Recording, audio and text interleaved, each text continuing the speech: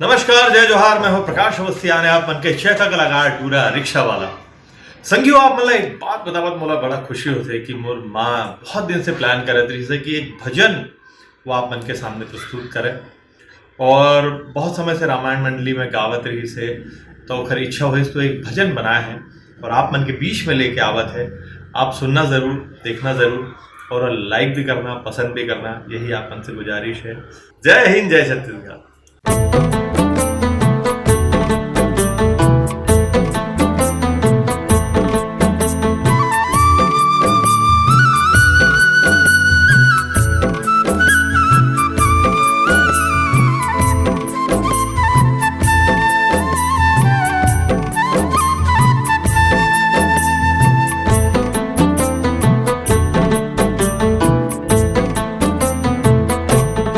एक दिन राम के घर जाना, एक दिन राम के घर जाना, जाना क्यों घबराना, जाना क्यों घबराना। एक दिन राम के घर जाना, एक दिन राम के घर जाना, एक दिन राम के घर जाना, एक दिन राम के घर जाना, जाना क्यों घबराना, जाना क्यों घबराना। एक दिन राम के घर जाना, एक दिन राम के घर जाना।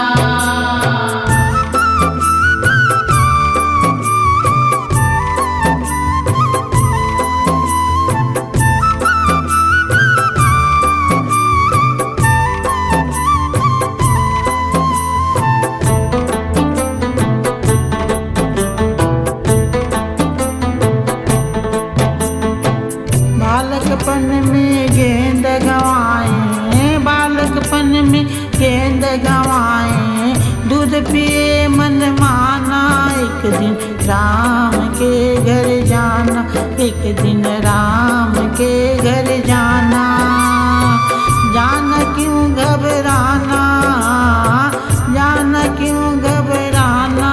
एक दिन राम के घर जाना, एक दिन राम के घर जाना।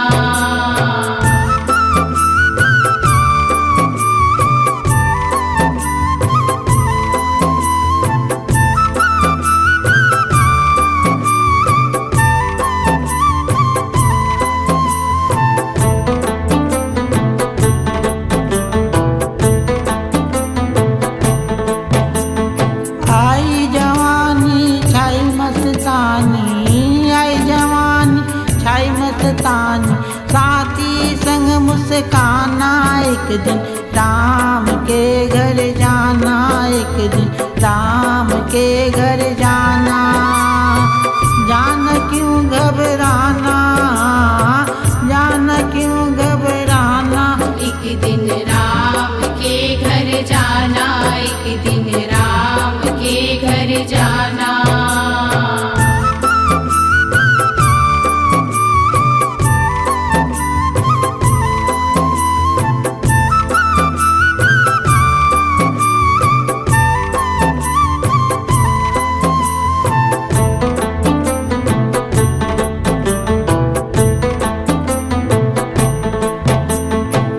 आई बुढ़ापा सिर डोलन लागे, आई बुढ़ापा सिर डोलन लागे,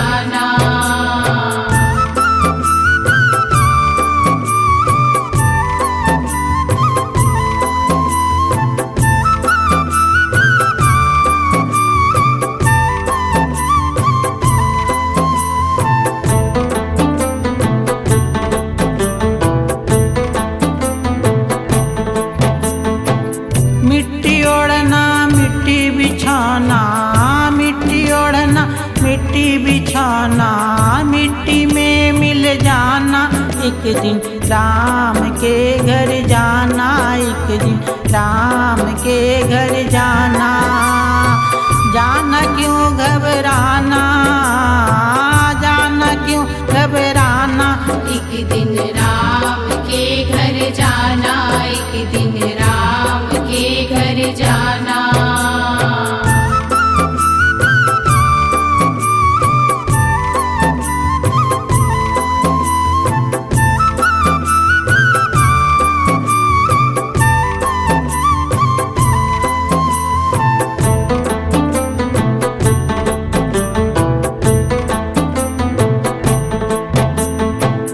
उस मिट्टी का बने खिलौना, उस मिट्टी का बने खिलौना, हट हट बिक जाना, एक दिन राम के घर जाना, एक दिन राम के घर जाना।